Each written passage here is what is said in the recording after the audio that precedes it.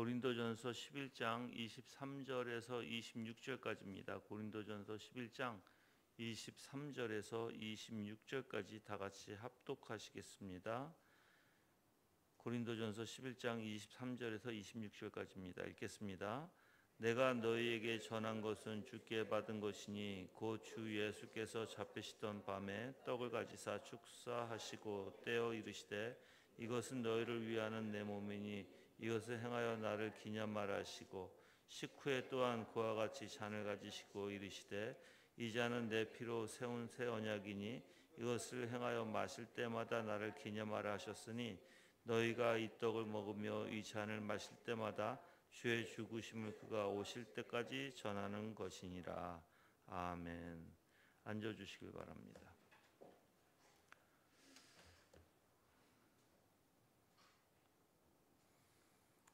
오늘 말씀 제목이 주의 만찬의 목적과 본질이라는 제목을 가지고 여러분들한테 말씀을 드릴 텐데, 사실 주의 만찬이 어떤 용도와 목적으로 제정되었는가를 우리가 알아야 합니다. 그래서 이제 세 가지, 즉 기념, 전시, 수용이라는 세 가지 내용으로 여러분들에게 말씀을 드릴 텐데, 오늘은 기념만 얘기할 것이고 이제 금요일에 전시와 수용에 대해서 여러분들에게 말씀드리겠습니다. 사실 주님의 만찬은 성도들로 하여금 그리스도의 고난을 엄숙하게 회상하고 기억하기 위해서 제정되었습니다. 물론 성도들은 그리스도를 언제나 기억해야 합니다. 또한 모든 성도는 어디에 있든지 무엇을 하든지 끊임없이 그리스도와 동행도 또한 해야 합니다. 근데 바로 이제 육적인 사람과 영적인 사람의 차이가 있는데, 물론 그리스도인이라면 당연히 지속적으로 그리스도를 기억하고 또한 항상 주님을 생각하고 묵상하는 가운데 살아야 합니다. 근데 이 영적인 사람과 육적인 사람의 이러한 그리스도를 기억해야 한다는 점에서는 다 동일해요. 저가 육적인 사람이라는 것은 교회를 다니면서 또 육적인 사람을 얘기하는 거예요. 그러니까 교회를 다닌다면 당연히 그리스도를 기억하고 묵상하고 그리스도를 생각해야 한다는 것은 다 알아요. 그런데 거기서 이제 육적인 생각과 영적인 생각이 나눠지게 되는 것이죠. 사실 이 그리스도를 생각하고 기억하는 방법에 대해서는 의견 차이가 있습니다. 육적인 사람과 영적인 사람이. 근데 육적인 사람들은 보통 어떻게 주장하냐면 자꾸만 어떤 형상을 만들어냅니다. 어떤 그림, 모형 등. 그래서 이제 그림을 가지고 집에 걸어놓기도 하죠. 그렇죠? 우리가 이제 십자가가 없는 이유가 사실 우상 숭배를 하고 싶지 않아서 십자가가 없는 거예요. 근데 이제 육적인 사람들은 자꾸만 어떤 이런 모형적인 것을 걸어놓고 예수님을 생각하려고 해요. 또한 그림을 걸어놓고 예수님을 생각하려고 해요. 그런 사람들이 육적인 사람인데 절대 올바른 방법이 아니에요. 물론 성도들이 그리스도를 끊임없이 기억하는 올바른 방법은 단 한 가지뿐입니다. 오직 말씀입니다. 말씀으로 역사하시는 성령을 통해서 우리는 생각하고 기억하는 것입니다. 그게 이제 영적인 방법이죠. 영적인 생각에서 나오는 것이 오직 말씀으로 역사하시는 성령을 통해서 그리스도를 기억하는 것입니다. 그래서 하나님께서는 우리에게 그리스도의 형상을 그림으로 남겨주시지 않았습니다. 오직 기록된 말씀만으로 우리에게 남겨주셨습니다. 그리고 성령님은 기록된 이 말씀을 통해서 우리에게 그리스도를 나타내 주십니다. 그래서 오직 기록된 말씀을 통해서 우리는 십자가에서 못 박히신 예수 그리스도를 분명히 볼 수 있는 것입니다. 그래서 지금 제가 말씀드리려고 하는 이 기념이라는 것은 성찬식과 같은 규례라는 방법을 통해서 그리스도와 그리스도의 죽음을 엄숙하게 기억하는 것을 사실 기념이라고 표현합니다. 물론 우리는 이러한 규례, 이러한 성찬이 없이도 늘 마음속에 그리스도를 새겨야 합니다. 기억해야 합니다. 그렇지만 하나님께서는 예수 그리스도를 통해서 이제 우리에게 성찬을 제정해 주셨고, 또한 성찬을 통해서 예수 그리스도의 죽으심과 또한 예수 그리스도의 대속이 무엇인지를 성찬을 통해서 우리에게 밝혀 주시는 것이죠.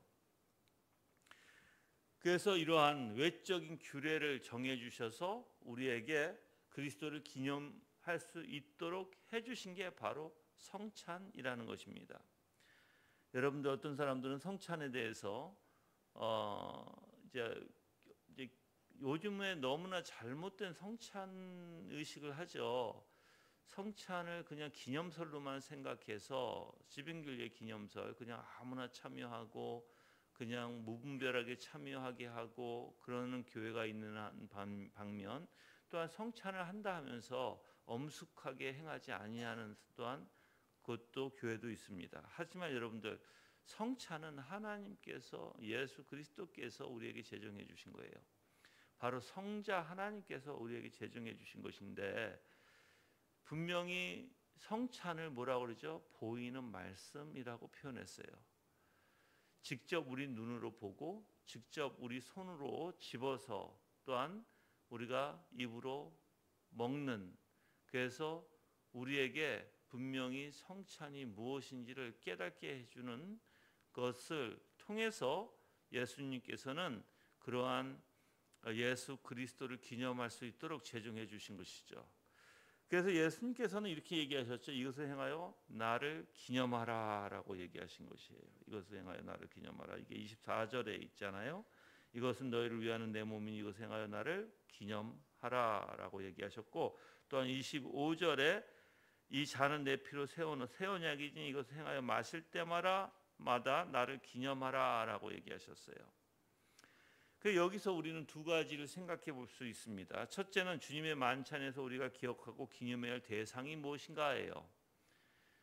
즉 만찬에서 우리는 무엇을 반드시 기억하고 기념해야 하는가, 그걸 알아야 되죠. 두 번째는 주님의 만찬에서 기억하고 기념하는 것은 어떻게 하는 것인가. 다시 말해서 주님의 만찬에서 우리에게 연락될 만한 기억과 기념은 어떤 것인가 하는 것 또한 여러분이 알아야 합니다.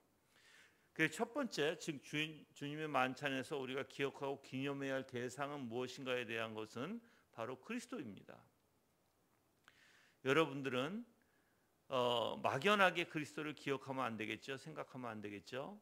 주님의 만찬을 제정해 주실 당시에 그리스도께서 처해 있었던 상황과 관련해서 구체적으로 여러분들은 그리스도를 생각해야 합니다. 그래서 이것을 행하여 나를 기념하라고 하신 말씀은 이런 것과 같습니다. 즉 예수님께서 하나님으로부터 이 땅에 보내심을 받았죠. 또 하나님께서 택하신 자들의 죄를 жил모지고 희생 제물이 될 것이라는 것을 분명히 밝혀주셨습니다. 그래서 예수님은 바로 그 목적을 위해서 죽게 될 것이라는 것입니다. 또한 십자가에 달려서 죽으셨습니다. 그래서 그것을 행하여 나를 기념하라 하신 것이에요. 그것을 행하여. 그래서 예수님을 기억할 것을 명령하시면서 주님의 만찬을 제정해 주신 것은 이제 그리스도에 대해서 다음 네 가지 내용을 여러분들이 기억해야 하는데, 이것은 이 네 가지는요, 연약한 사람일지라도, 믿음에 연약한 사람일지라도, 믿음이 있는 사람을 얘기하는 거예요. 믿음이 없는 사람을 얘기하는 거 아니에요. 믿음이 가지고 있는데 그 믿음이 연약한 사람일지라도 얼마든지 주님의 만찬에 참여하고 실천할 수 있도록 어떻게 보면 우리에게 주신 내용이죠. 그래서 첫 번째는 바로 곧 성부 하나님의 은혜와 사랑을 기억해야 한다는 것입니다. 성부 하나님의 은혜와 사랑을 기억해야 한다는 것입니다. 자, 우리를 위해서 그리스도를 세우셨어요. 또한 이 땅에 보내주셨어요. 그래서 이 땅에서 십자가의 대속으로 내어주셨어요. 그게 성부 하나님의 은혜와 사랑이라는 것입니다. 우리가 성경을 보아도 성부 하나님의 은혜와 사랑이 언급되지 않은 곳은 없어요. 그래서 성경은 그리스도의 죽으심을 우리에게 말씀해 주실 때마다 성부 하나님의 은혜와 사랑을 항상 강조하고 있습니다. 물론 여러분들이 잘 알고 있는 요한복음 3장 16절은 하나님이 세상을 이처럼 사랑하사 독생자를 주셨으니 이는 그를 믿는 자마다 멸망하지 않고 영생을 얻게 하려 하심이라고 얘기합니다. 즉 하나님이 이 세상을 사랑하셨다라고 말씀하고 있어요. 또한 로마서 3장 25절에 보면은 이 예수를 하나님이 그의 피로써 믿음으로 말미암아 화목 제물로 세우셨으니 이는 하나님께서 길이 참으시는 중에 전에 지은 죄를 간과하심으로 자기의 의로움을 나타내려 하심이니라고 얘기했어요. 즉 그의 피로 믿음으로 말미암는 화목 제물로 세우셨다는 것입니다. 우리를 위해서. 또한 로마서 5장 8절 말씀은 우리가 아직 죄인 되었을 때 그리스도께서 우리를 위하여 죽으심으로 하나님께서 우리에 대한 자기의 사랑을 확증하셨느니라라고 말씀하고 있습니다. 여러분, 예수 그리스도를 화목 제물로 세우시고요, 세상에 보내시고요, 우리에게 주신 하나님의 형용할 수 없는 은혜와 사랑을 여러분들은 반드시 생각해야 합니다. 그렇다면 주님의 만찬이라는 이 규례는 우리가 하나님의 이런 사랑과 은혜를 기억할 수 있도록 어떻게 도와줄까요? 즉 주님의 만찬은 하나님께서 우리를 위해서 하늘에 예배해 놓으신 풍성한 잔치를 미리 맛보게 함으로써 우리가 하나님의 사랑과 은혜를 기억하도록 도와준다는 것입니다. 그래서 성찬은 여러분들 이미 하늘에 예배해 놓으신 풍성한 잔치와도 같습니다.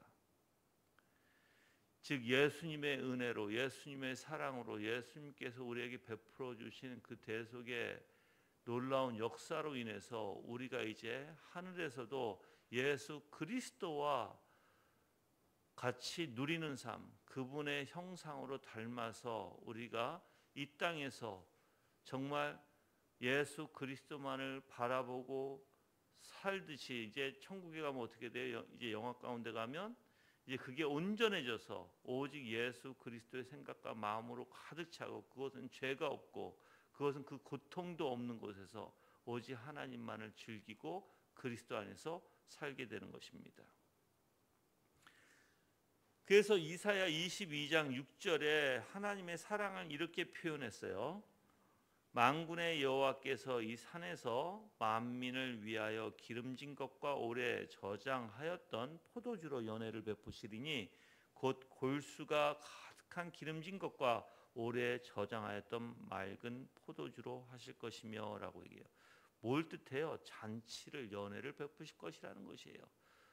골수가 가득한 기름진 것과 오래 저장하였던 맑은 포도주로. 여러분들, 이게 바로 하나님의 마음이에요.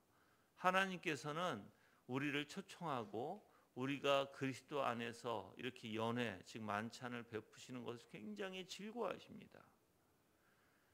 그래서 여러분들이 성찬에 참여하는 것은 바로 연회에 참여하는 것이에요.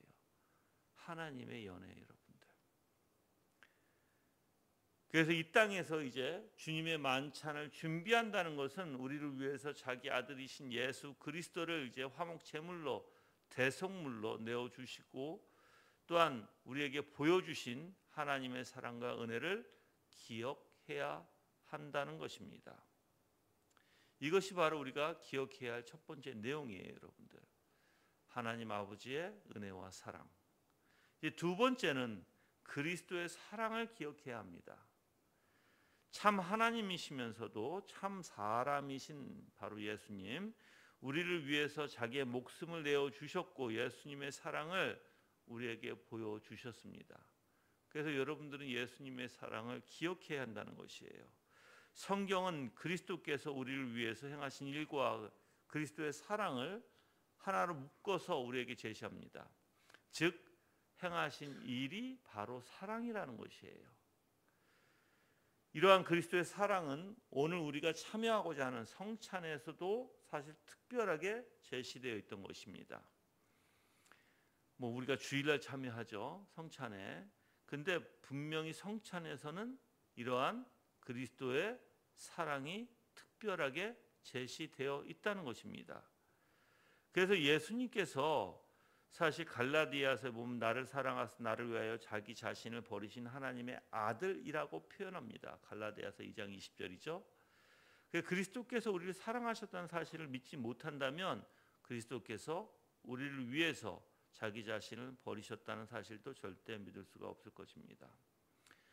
근데 이제 성부 하나님의 은혜와 사랑 또한 그리스도의 사랑을 여러분들이 정말 기억하고 마음에 깊이 담는다면, 그래서 믿음으로 여러분들이 살아가고 또한 믿음으로 성찬에 참여한다면 분명히 그 어떻게 보면 은혜와 사랑의 역사가 여러분의 삶에 분명히 나타날 것이에요. 그게 성찬을 통해서 우리에게 주시는 유익이에요. 즉 언약을 이루어 주신다는 것이죠. 근데 이제 문제는 뭐냐면 사람들이 사랑은 얘기하잖아요. 예수 그리스도의 사랑, 하나님의 사랑은 많이 얘기합니다. 그런데 그들은 변함이 없는 삶? 근데 정말 여러분들 중생한 사람들은 삶이 변화되게 돼 있거든요. 그 사고가 변화돼 있고 마음이 변화돼 있고 자기의 중심적으로 살아가지 않고요. 그리고 자기를 높이려고 하지 않죠. 오히려 자기 자신을 낮추고 오직 예수 그리스도만을 신뢰하고 예수 그리스도만을 의지하려고 하는 사람들이 그리스도인들이에요. 사실 믿음을 가진. 근데 저는 사실 이 사랑을 얘기하면서 실질적으로 사랑의 삶이 무엇인지도 모르고 하나님이 우리에게 주시는 그 사랑이 어떠함을 모르는 사람들이 교회 다니면서 많이 있다고 저는 봅니다. 여러분들 사랑을 알면 뭐가 있을까요? 마음에 평안이 있어요. 하나님과의 나와의 관계 안에서 즉 마음의 화평이라고 얘기하죠. 평화가 분명히 있습니다. 또한 평화가 있는 사람은 무엇이 있죠? 감사가 있어요, 여러분들. 그래서 하나님 앞에 좀 이따 다 말씀드릴 거예요. 감사제를 드리는 이유가 거기 있어요. 또 감사가 있으면 뭐가 있을까요? 헌신이 있어요. 이게 참된 믿음의 삶이에요, 여러분들. 그냥 우리는 말로만이 아니라 실질적으로 그리스도의 영광 가운데 그러한 은혜를 내 생각과 내 마음에 사실 실질적으로 일어나는 것들이거든요. 그냥 흉내내거나 도덕적으로 여러분들이 그러한 것을 잠시 보이거나 그게 아니에요. 그 사람 자체 인격이 그렇게 사랑으로, 인격이 감사로, 인격이 평안으로, 인격이 헌신으로 변화가 되는 것입니다, 여러분들. 그래서 부단히 하나님을 신뢰하고 의지하며 오직 주님만을 정말 내 자신을 의지하지 않고 내 자신을 신뢰하지 않고 오직 주님만을 신뢰하고 오직 주님만을 의지하며 살아나가는 게 바로 믿음의 원리입니다. 계시록 1장 5절과 6절에서도 이렇게 말씀하고 있습니다. 우리를 사랑하사 그의 피로 우리의 죄에서 우리를 해방하시고 그의 아버지 하나님을 위하여 우리를 나라와 제사장으로 삼으신 그에게 영광과 능력이 세세토록 있기를 원하노라. 아멘. 이렇게 얘기해요. 여러분들 그리스도를 기억하고 기념할 때 우리는 특별히 그리스도의 사랑을 기억해야 한다는 것에 대해서 그 어떤 누구도 이 제기가 없을 것입니다. 그래서 여러분들이 그리스도의 사랑 생각하는 걸 너무 좋아해요. 좋아도 하고 또한 사랑을 많이 이야기도 합니다. 그런데 이 사랑은요, 그리스도의 사랑은 너무나 커서 우리가 감히 헤아릴 수도 없는 사랑이에요, 사실. 그래서 우리의 생각을 그 사랑에 집중한다면, 그리스도에 집중한다면 우리의 마음과 심령은 사실 어떻게 보면 너무나 이 사랑이, 하나님 그리스도의 사랑이 어마어마하고 정말 너무나 넓고 너무나 크고 너무나 깊고 우리가 감히 헤아릴 수 없다는 것을 알게 될 거예요. 여러분들, 그런 사랑이 내 생각과 내 마음을 주장하게 되면 어떻게 될까요, 여러분들? 우리도 하나님 앞에서 사랑으로 살게 된다는 거, 우리의 인격이 변화가 된다는 거예요. 그래서 그리스도의 사랑의 영광을 볼 때 우리는 그 사랑의 형상으로 닮아가고 사랑의 형상으로 살아갈 수 있게 된다는 것입니다. 하나님께서 은혜를 베푸신다면 우리는 그리스도, 즉 참 하나님이시면서도 동시에 참 사람이신 그리스도께서 우리를 위해서 십자가의 고통을 감당하셨다는 사실을 통해서 그리스도의 사랑을 아주 조금 이 땅에서 하나님 은혜를 베푸신다면 아주 조금 느끼게 될 거예요. 근데 여러분들, 우리가 이제 그 영화 가운데 가서 그리스도의 사랑을 온전히 느낄 때 얼마나 황홀할까요, 여러분들? 정말 마음이 너무나 벅차면서 매일 그렇게 살아갈 거예요, 그렇죠? 근데 이 땅에서도 마찬가지예요. 이 땅에서도 하나님께서 우리에게 베풀어 주신 그 사랑을 정말 여러분이 안다면 마음에 벅찰 수밖에 없어요. 근데 많은 사람들이 그 사랑을 그냥 자기 중심 위주로 풀어버리고 자기 중심 위주로, 여러분들이 예수 그리스도를 정말 사랑하면 그리스도께 순종할 수 있어야 되겠죠. 정말 그리스도를 사랑한다면 여러분들은 여러분 자신을 십자가에 못 박고 내가 오직 사는 것은 예수 그리스도를 믿는 믿음 안에서 살 수밖에 없다는 것을 알게 될 거예요. 그리고 하나님이 말씀하신 모든 계명이 무거운 것이 아니라는 것 또한 여러분들이 아실 거예요. 근데 사람들은 예수 그리스도의 사랑을 말하지만 하나님 예수 그리스도의 계명을 지키기는 싫어해요. 즉 여러분들, 분명히 예수님께서 이렇게 얘기하셨죠. 우리 자신을 부인하고 날마다 십자가를 지지 않으면 즉 예수님의 제자가 될 수 없다고 그랬어요. 우리의 목숨까지도 우리는 하나님 앞에 바쳐야 되는 게 기본이에요. 그게 믿음의 원리예요. 근데 사람들은 자기 목숨 바치려고 하지 않아요. 그리스도의 사랑은 논하지만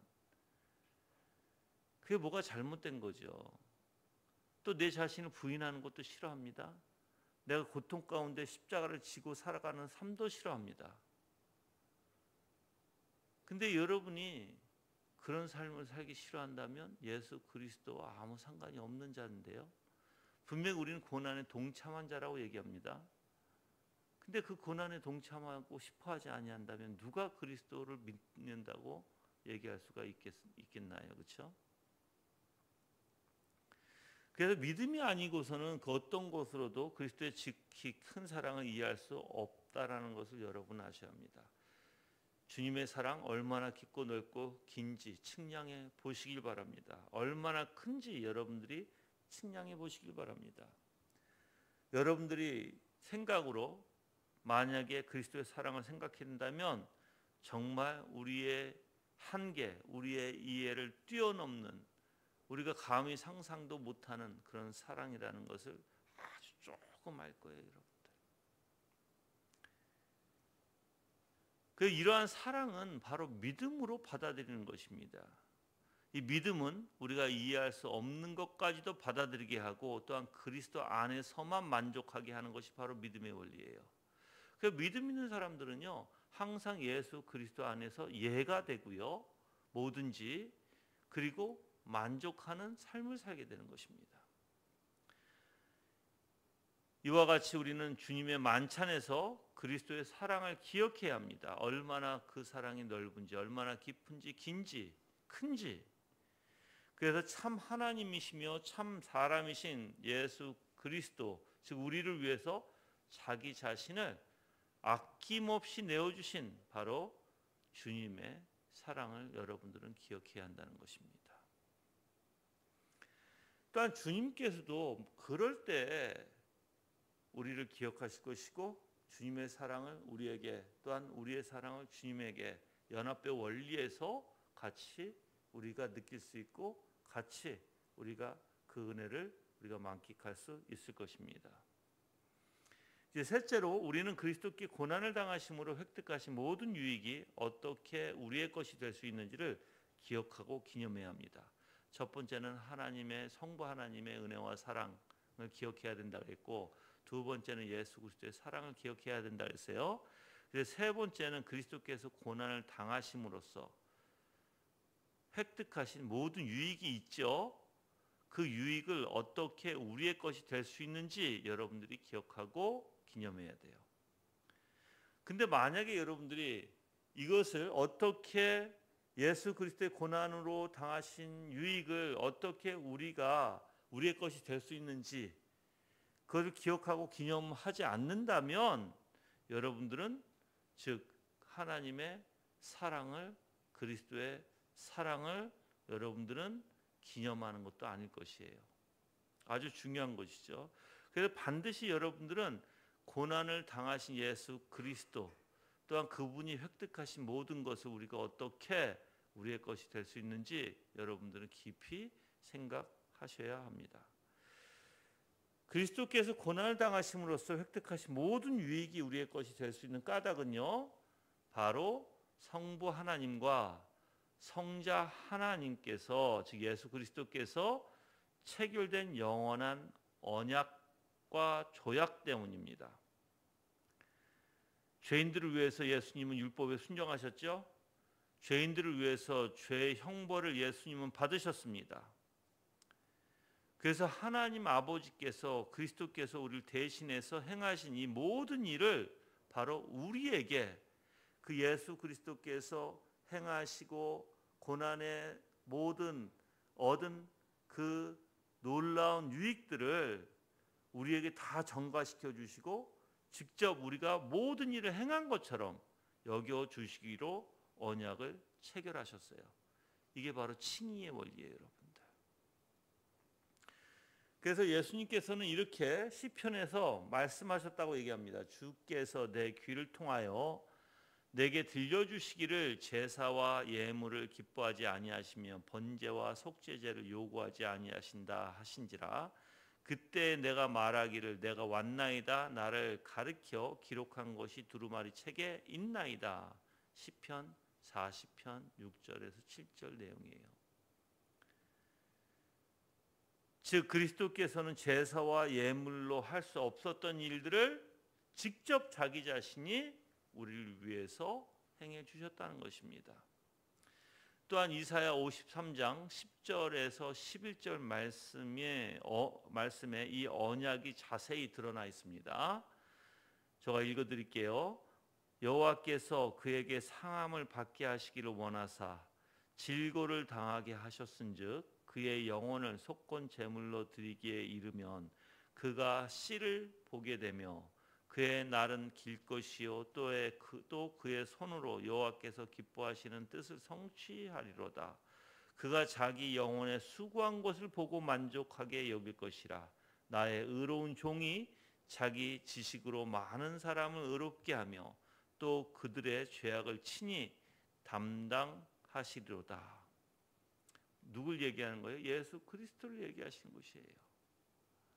이게 바로 언약이라는 것이에요. 예수 그리스도께서 우리의 죄를 위해서 십자가에 달려 죽으심으로써 우리를 대신해서 대속해 주시는 언약이라는 것이에요. 그래서 죄악을 친히 담당하시리로다라고 말씀하신 것입니다. 여러분들 주님의 만찬에서 그리스도를 기억하고 기념하는 일에 필요한 지식과 지혜를 여러분들이 최대한 많이 얻어야 합니다. 이 일에 무지한 사람이 되면 어떻게 할까요? 그냥 무지 가운데 여러분들이 성찬의 만찬에 참여하게 되는 것이에요. 여러분들 무지 가운데 성찬에 참여하는 것은 그게 믿음이 아니에요. 믿음은 알아야 되는 거예요. 그럼 성찬에 뭐가 나한테 유익이 되는지, 그리스도의 십자가의 대속이 나한테 어떻게 유익하게 되는지, 또한 그 고난을 통해서 죽음을 통해서 얻어내신 모든 유익이 나한테 어떻게 그게 전가가 되는지 아셔야 되겠죠. 그게 전가 모든 것이 주님께서 이미 처음부터 영세전에 창조 전에 이미 아버지와 아들은 언약을 그 계약을 하신 거죠. 그래서 예수님께서 얻은 모든 것은 맏아들로서 즉 우리에게 다 주시고자 하시는 거예요. 그래서 여러분들 생각해 보세요. 예수님께서 이 땅에 오셔서 순종하심으로써 아버지께 순종하심으로써 얻은 모든 언약, 그것은 어떻게 보면 우리가 너무나 감당하기도 힘든 유익들이 너무나 많죠. 하늘의 영광을 우리가 얻을 것이고 예수 그리스도의 영광 가운데 그 형상으로 닮아갈 것이고 우리의 생각과 마음이 이제 정말 이제 온전해지면, 지금은 이 땅에서는 죄와 막 싸우고 있죠. 연약함을 통해서. 그래도 우리는 분명히 어떻게 해요? 분명히 성령을 통해서 우리를 이끌어 가실 것이고 분명히 우리가 승리할 것을 예수님은 이미 십자가에서 약속해 주셨어요. 대속을 통해서, 십자가의 대속을 통해서. 그래서 여러분들이 이제 예수 그리스도를 통해서 우리가 얻을 수 있는 모든 것, 즉 아버지와의 화목이 시작되고 관계가 시작되고, 또한 그 관계를 통해서 바로 우리가 예수 그리스도 안에서 그리스도와 연합하게 되고, 또한 성령께서 그 일을 하시죠. 연합의 역사를. 그리고 예수 그리스도를 닮게 하시고 예수 그리스도의 생각과 마음으로 살아가게 하시고 그 인격을 우리가 갖게 하시고, 그래서 아버지께서 천국의 모든 것을 우리가 다 누릴 수 있도록 해주신 게 바로 예수 그리스도를 통해서 우리에게 주시는 놀라운 언약입니다. 그리스도께서 이제 그 성부 하나님과 성자 바로 예수 그리스도 사이에 체결된 이것을 평화의 언약이라고도 표현하죠. 여러분들은 이것을 꼭 기억하셔야 돼요. 예수 그리스도께서 성부와 성자, 즉 예수 그리스도의 언약이 없었으면 아무것도 이루어지지 않았을 것입니다. 그리스도께서 우리가 범한 모든 죄를 담당하시고 우리를 위해서 모든 의를 행하기로 동의하셨을 때 성부 하나님께서는 그리스도의 순종을 조건으로 죄인인 우리들에게 의와 생명과 구원을 주시기로 약속하신 것입니다.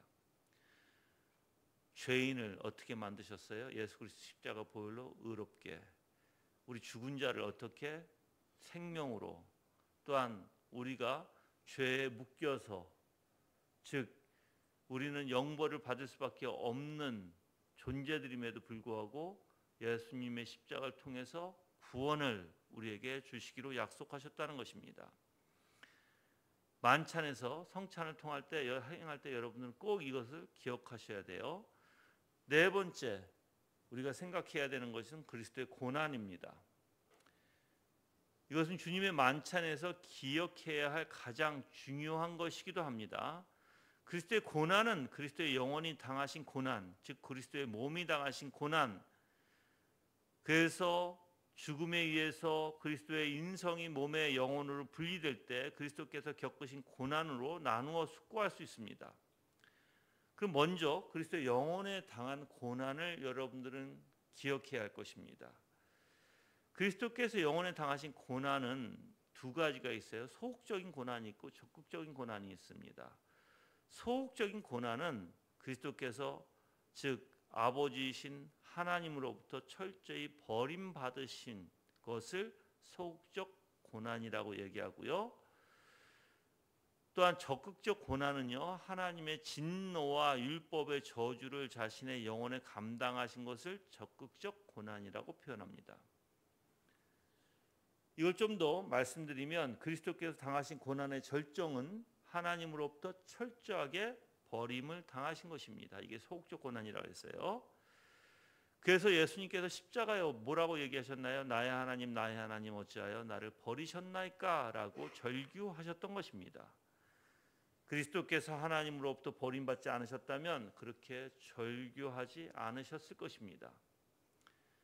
그리스도의 영혼은 하나님으로부터 철저하게 버림을 당하셨습니다. 그럼 어떻게 버림을 당하셨을까요?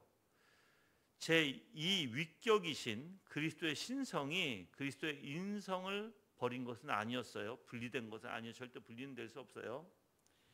그래서 그리스도께서 철저히 버림받으셨다는 것은 사랑과 위로의 근원이신 성부 하나님께서 성령의 역사를 통해서 그리스도에게 베풀어 주셨던 모든 위로와 모든 사랑과 모든 증거를 박탈하셨다는 것입니다. 그러니까 아버지와 완전 끊으셨죠. 끊어진 거죠. 다시 한번 말씀드릴게요. 철저히 버림당하셨다는 것은 사랑과 위로의 근원이신 성부 하나님께서 성령의 역사를 통해서 그리스도에게 베풀어 주셨던 모든 위로, 모든 사랑, 모든 증거를 박탈당하게 하셨다는 것입니다.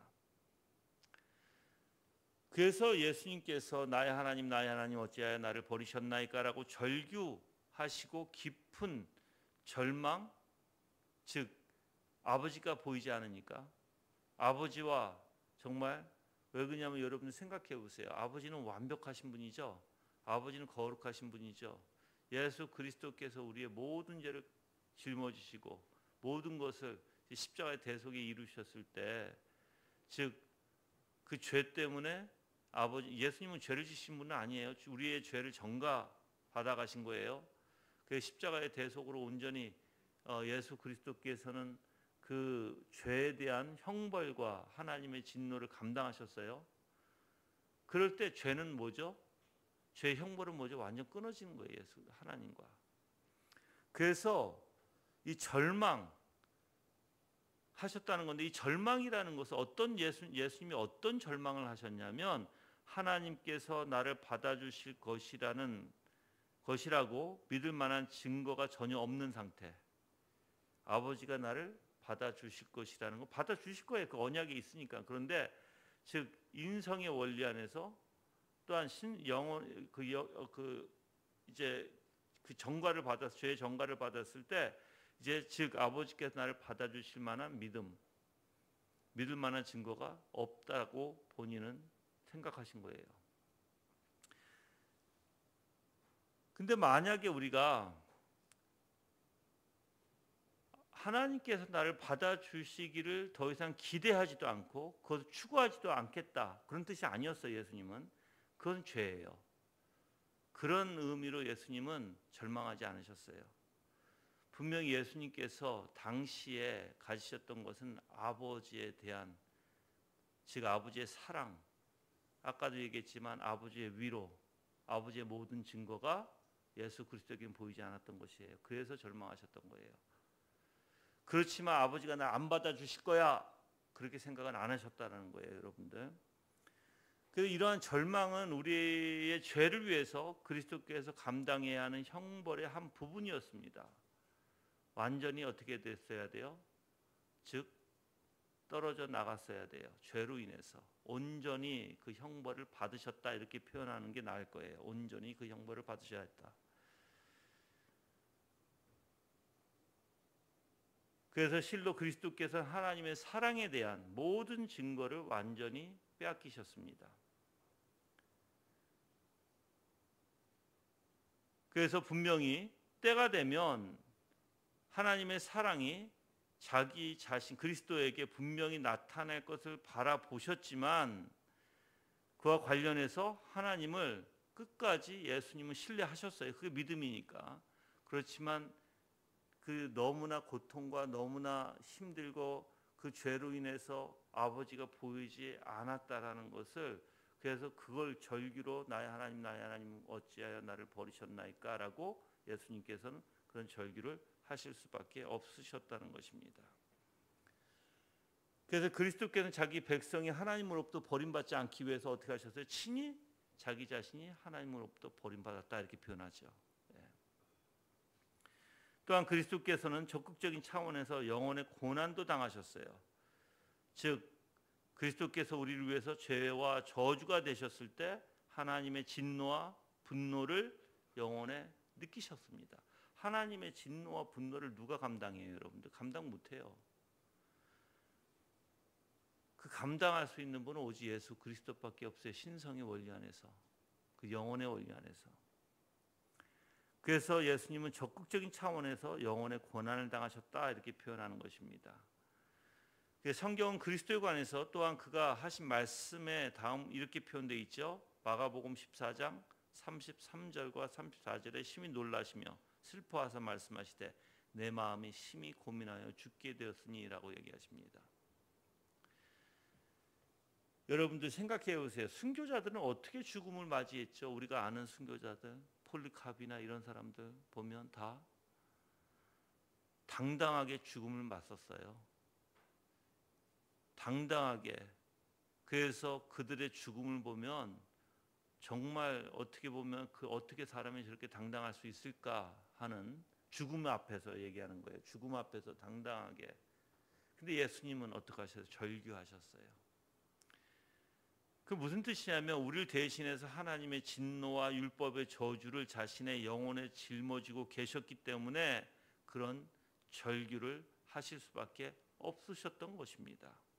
즉 순교자들이 죽는 죽음과 예수 그리스도께서 죽으신 십자가의 대속은요 완전히 다릅니다. 여러분들, 우리의 모든 죄를 대신 짊어지셔야 됐고 하나님의 모든 진노와 분노를 감당하셔야 됐고 십자가에 우리의 죄의 형벌을 다 감당하셔야 됐어요. 이것은 오직 예수 그리스도만이 감당하실 수 있었던 것이에요. 그 누구도 못해요. 여러분, 인간은 할 수가 없어요. 그래서 예수님께서는 오히려 고민하여 죽을 지경에까지 이르렀다는 것입니다. 얼마나 고통스러우셨던지 땀이 핏방울이 돼서 떨어졌지요. 그래서 예수님께서 나의 하나님 나의 하나님 어찌하여 나를 버리셨나이까 라고 절규할 수밖에 없으셨던 것입니다. 우리는 때로는 이러한 예수 그리스도의 고난에 대해서 충분히 숙고하지 않는 것 같습니다. 또 어떤 사람들은 안타깝게도 그리스도의 육체적인 고난만을 묵상할 뿐 그리스도께서 당하신 영혼의 고난에 대해서는 생각하지도 않습니다. 얼마나 심히 아프셨을까? 얼마나 힘드셨으면 나의 하나님 어찌 나를 버리셨나이까 하는 절규 가운데 감당하셨을까요? 그러면서 사람들은 그리스도가 당하신 육체적인 고난에 대해서도 충분히 묵상하지 못해요. 여러분들 예수 그리스도께서는 우리를 위해서 감당해야 하는 저주까지 포함되어 있는 그 고통 가운데, 그거는 실로 말할 수 없는 저주예요. 여러분들, 그래서 우리가 첫 번째 질문에서 결론을 내리면 첫 번째 질문이 뭐였죠? 주의 만찬에서 우리가 기억하고 기념해야 할 대상이 무엇인가 했어요. 그건 바로 그리스도라고 표현했어요. 그건 정리해 보면 예수님은 성찬식을 제정하시면서 이것을 행하여 나를 기념하라 말씀하셨어요. 그러면 성찬식에서 무엇을 기억해야 될까요? 바로 우리를 위해서 화목제물로 그리스도를 세워주신 하나님의 말할 수 없는 크신 사랑과 은혜를 기억해 하셔야 되고요. 그렇죠? 또한 우리를 대신해서 영원한 지옥의 형벌과 하나님의 모든 진노를 다 감당해야 한다는 사실을 아셨음에도 불구하고 우리를 위해서 자기 자신을 아낌없이 내어주신 그리스도의 사랑을 기억해야 된다고 얘기했어요. 그 또한 우리가 받아야 할 영원한 지옥의 형벌과 하나님의 모든 진노를 하나님 아들이신 그리스도께서 대신 받으시고 모든 일들을 우리의 것으로 인정해 주시기로 언약을 체결하신 바로 성부 하나님과 성자 예수 그리스도께서 영원한 언약을 체결하셨다는 것을 기억해야 된다고 말씀을 드렸어요. 또한 자신의 피를 흘려 자신의 교회를 사실 때 그리스도께서 우리를 위한 바로 언약을 완성하기 위해서 얼마나 위대한 일을 감당하셨는지, 즉 육신의 고난 또한 영혼의 고난에 대해서 생각해 보라고 말씀드렸어요. 자, 그럼 두 번째 질문이었죠. 주의 만찬에서 어떻게 그리스도를 기념하는가에 대한 내용이 말씀드리겠습니다. 즉 무엇을 기념한다는 것은 이제 과거에 실제로 있었던 일을 엄숙하게 회상한다, 생각을 하다, 기억하다라는 것이죠. 근데 우리가 그리스도를 기념한다 할 때요, 믿음과 감사라는 필수 조건이 따라붙습니다. 주님의 만찬에서 우리는 믿기 위해서 주님을 기념해야 합니다. 그렇다면 기념하지 않고 기억하는 것만,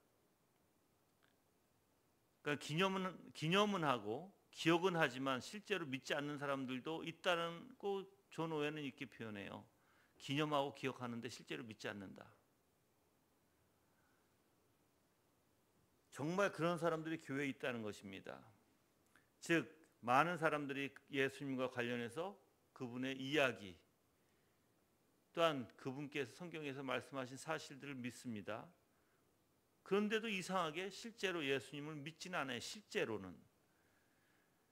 여러분들 이것을 우리가 언제 알 수 있냐면요. 실제로 예수님을 믿고 예수님을 누리는 자는요. 이 땅에서 영적인 유익을 가지고 누려요. 그런데 믿지 않는 사람들, 그냥 머리 이성으로만 아는 사람들, 예수 그리스도를 배워서 들어서 성경을 읽으면서 그냥 이성적으로만 아는 사람들, 그런 사람들에게는 영적인 유익을 전혀 누리지 못하죠. 그래서 우리는 주님의 만찬에서 기억하고 기념해야 할 일들에 우리의 영생과 구원이 달려 있다는 것을 전적으로 신뢰할 정도로 믿어야 돼요. 의지하고 신뢰하는 것은 구원에 이르는 믿음의 본질입니다. 내가 예수 그리스도를 의지해요. 그래서 많은 사람들이 믿음의 본질이 무엇인지 모르는 거예요. 생각해 보세요. 어떤 사람들은 무슨 문제가 있어요. 그럼 예수님을 의지해야 되고 신뢰해야 되죠. 예수님이 어떤 분이에요? 예수님은 선하신 분이에요. 예수님 사랑과 자비와 긍휼로 매일 얘기하잖아요, 우리가. 그런데 실질적인 삶 속에서 내가 진짜 그러한 예수님을 신뢰하고 그러한 하나님을 내가 의지한다면 어떠한 문제가 있을지라도 내가 어떻게 될까요, 여러분들? 와, 요동칠까요? 요동치지 않죠. 잠잠히 그분을 바라보면서 어떠한 고난 가운데서도 실질적인 거예요, 이거는 여러분들. 그냥 말로만 하는 그런 신앙이 아니라 실질적으로 영적인 유익이 있다면 그 사람들은 분명 그리스도를 의지할 것이고 그리스도를 신뢰한다는 거예요. 그게 믿음의 본질의 원리예요. 근데 사실 우리 교회가 너무 안타까워, 그런 면에서.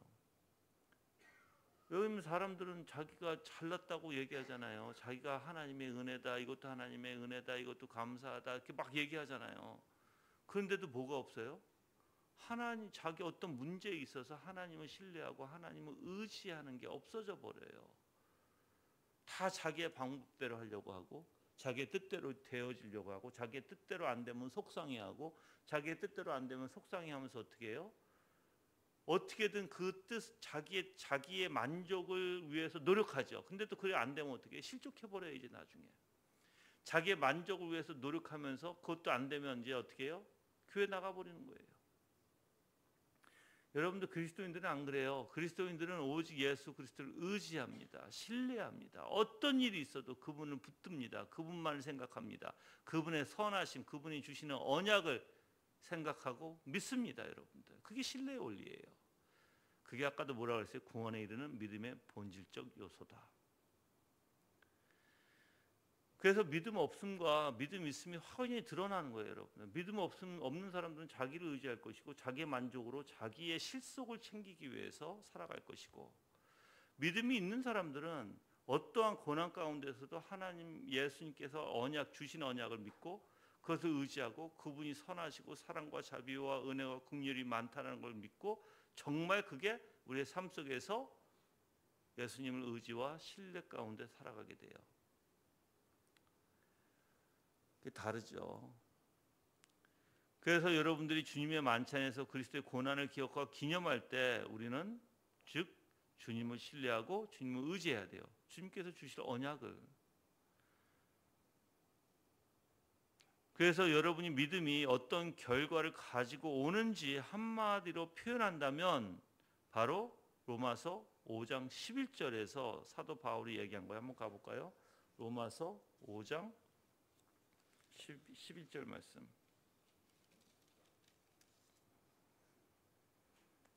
다 같이 읽을게요. 로마서 5장 11절 말씀 읽겠습니다. 그뿐 아니라 이제 우리로 화목하게 하신 우리 주 예수 그리스도로 말미암아 하나님 안에서 또한 즐거워하느니라. 아멘. 바로 이게 있다라는 거예요. 믿음이 어떤 결과를 가져오는지 바로 화목이에요. 그리고 주님 안에서 화목한 사람은 주님 안에서 즐거워하는 거예요. 아무리 어떤 고난이 있을지라도 여러분들. 그 믿음은 결국 하나님과 우리를 화목하게 합니다. 그래서 만약 우리가 주님의 만찬에 참여할 때 하나님께서 우리를 도우사 하나님과 더불어 화목하게 하신다면 우리는 주님의 만찬에서 우리의 믿음을 바르게 행사한 것이고 할 일을 제대로 한 것입니다. 이 화목이라는 것은 여러분들 우리 마음에 뭐라고 그랬어요? 하나님 안에서 또한 즐거워한다 그래서 즐거워한다. 여러분들 화평한 사람, 하나님과 화평한 사람은 거룩한 사람이에요. 경건한 사람이죠. 내가 죄를 마음대로 지면서 화평할 수 있을까요? 여러분들 그래서 이제 이 원리를 제가 조금 말씀드릴게요. 정말 믿음이 있는 사람들은요, 주님 안에서 이제 우리가 이제 원래 이제 믿음이라는 건 중생한 자들이 회심한 자들이 믿음을 갖고 있잖아요. 그러면 이 믿음은 이미 하나님과 화목한 사람들이에요. 그렇죠? 중생한 사람들은. 그 이 화목한 사람들은요, 마음에 즐거움이 있어요. 그리고 마음 안에 뭐가 있냐면 우리가 구원을 얻었다는, 즉 구원이라는 건 다른 게 아니에요. 즉 죄로부터 해방을 받고 하나님과 화목하게 되고 하나님과의 관계가 있다라는 거예요. 그 누구를 통해서? 예수 그리스도를 통해서. 그렇죠? 그럼 생각해 보세요. 그런 사람들이 믿음이 그거라면, 그래서 그 믿음이 우리 마음 안에 있다고 한다면 그들은 어떻게 살아갈 것 같아요? 그들은 아무리 어렵고 아무리 힘든 일이 있어도요, 물론 내 인간이기 때문에 고민도 할 것이고 때로는 염려도 할 것이에요. 그런데 그 염려와 고민이 즉 믿음을 잡아먹지는 않아요. 믿음을 영어로 얘기하면 오버컴하지 않는다고요. 오히려 믿음이 그것을 오버컴해요. 그걸 잡아먹어요. 오히려 믿음이. 그래서 하나님을 신뢰하게 되고 예수님 안에서 즐겁게 되고 예수님이 어떤 분이시지 알기에 우리의 마음에 항상 평안을 느끼게 되고요. 그래도 아무리 힘들고 어렵다 할지라도 그 안에 이상하게 하나님의 선하심, 하나님께서 분명히 모든 주권자라는 것을 인정하는 무엇인가 평안이 있어요, 여러분들. 그래서 죄로부터 자유함을 얻은 그 평안이 그들에게 있는 것이에요. 그런 사람, 자 이제 믿음이 없는 사람을 얘기해 볼게요. 믿음이 없는 사람은 여러분들 자기에게 어떤 문제가 생기면 고민을 하죠. 근데 이게 믿음이 없으니까 하나님의 중심으로 가지 않고 딱 자기 중심으로 가요. 그래서 이 사람들은 자기 마음이 자기 스스로 편안해지려고 해요. 자기 마음이 자기 스스로 편안해지려고 온갖 일을 다 하는 거예요. 이 일도 해봤다, 저 일도 해봤다, 이렇게도 해봤다, 저렇게도 해봤다. 근데 여러분들 그 사람이 필요한 것은 그런 게 아니죠. 오직 믿음이에요. 내가 아무리 그 사람들한테 코치하고 이렇게 하십시오, 저렇게 하십시오 해도 되지가 않아요. 믿음이 없으면. 그 믿음만이 그들을 평안하게 해주는 거예요. 그래서 아무리 정말 여러분 이런 말 있잖아요. 정말 하늘이 두 쪽이 나도 이상하게 하나님을 믿게 되고 하나님 신뢰하게 되고 하나님이 선하시다는 걸 알게 되는, 하늘이 두 쪽이 날지라도 내가 너무 힘들지라도. 그래서 하나님께서 우리를 지켜나가시고 하나님께서 그 은혜 가운데 우리를 이끌어 나가시는, 그래서 우리의 영혼에 우리의 마음에는 항상 믿음으로 인한 평화가 있고 믿음으로 인한 즐거움이 있고 믿음으로 인한 그리스도의 사랑이 우리 안에 넘치게 되는 거예요, 여러분들.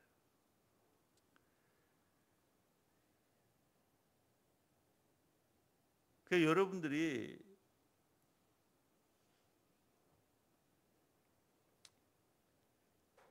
이 주님의 만찬에서 성부 하나님과 성자 하나님 사이에 아까 뭐라 그랬죠? 체결된 게 뭐라 그랬어요? 영원한 언약이라 그랬죠, 그렇죠? 그러면 영원한 언약은 변함이 없어요. 아버지와 아들이 체결하신 거예요. 즉 예수님의 이 땅에 오셔서 육체와 영혼에 당하신 모든 고난과 희생으로 인해서 하나님의 사랑을 나타내셨고 또한 그리스도의 사랑을 나타내셨고, 그래서 우리에게 화목이 제공된 거죠. 주어진 거예요. 그 이와 같이 주님의 만찬에서 하나님께서 우리에게 제공해 주시는 화목이 있는 거예요. 화목, 여러분들. 그래서 여러분들이 해야 할 일은 만찬에서 믿음으로 그것을 받는 것이고요. 다르게 표현하자면 하나님께서 제공해 주시는 이 화목이 가장 탁월한 길이고 지혜와 선함과 거룩함으로 충만한다는 것을 인정할 정도로 그것을 믿어야 한다는 것입니다. 그래서 여러분들은 전심으로 그걸 받아들이고 전심으로 신뢰하고 주님을 의지해야 돼요. 자, 이제 두 번째는, 첫 번째는 믿음이었어요. 두 번째는 성찬에 참여할 때 감사가 있어야 돼요. 여러분들 구약 시대에 예수 그리스도의 죽음을 예표하는데 여러 가지 제사로 표현했죠. 그때 그 중에 항상 끼어 들어가는 게 있어요. 뭐예요? 감사제예요. 감사제. 여러분들, 감사제는 제단 위에 기름을 태우는 것으로서 항상 하나님께 감사하다는 마음을 상징하는 것이고, 또한 그리스도께서 우리를 위해서 치루어 주신 희생을 기념하는 방법이었습니다. 그래서 주님의 만찬으로 나올 때 하나님께 제공해 주시는 화목을 믿음으로 받으셔야 되고, 화목이 있는 자는 감사가 있다고 그랬어요. 아까 여러분들, 또 감사가 있는 자는 마음에 평안이 있고 즐거움이 있어요. 여러분들, 아까 또 얘기했죠. 그리고 희생이 있어요. 그래서 여러분들이 성찬에 나올 때 이러한 것들을 생각하지 않으면 안 될 거예요. 여러분들, 얼마나 예수님께서 십자가의 큰 은혜로 우리에게 베풀어 주시는지. 그래서 여러분들에게 그 은혜를 주시고자 예수님께서는 오늘도 내 입술로 여러분들에게 말씀을 주셨고, 말씀을 통해서 예수님의 그 위대하심을 분명히 보여주고 계신다는 것입니다. 자, 금요일 날에는 이제 제가 이제 오늘은 기념에 대해서 말씀드렸으면, 이제 제시한 거, 이제 어떻게 예수님이 우리를 제시해 주시고, 또한 그 제시 가운데 어떻게 우리가 그것을 받아들이는지에 대해서 여러분들에게 설명해 드리게. 그러니까 제시는 누가 하는 거예요? 하나님이 제시해 주시고, 받는 건 누가 받아요? 우리가 받는 원리죠. 그 내용을 가지고 여러분들에게 금요일 날 말씀드리겠습니다. 다 같이 합심으로 기도하실 텐데, 하나님의 은혜 가운데 정말 하나가 되게 하시고, 그래서 예수 그리스도의 화목한 자로서 감사함으로 살아가게 하시고, 정말 주님께서 우리 하나 교회를 정말 붙들어 주시고, 진리의 말씀이 선포되어지고 정말 확고한 신앙적인 삶을 통해서 하나님 앞에 영광되는 교회가 되게 해달라고 다 같이 기도하는 시간 갖겠습니다.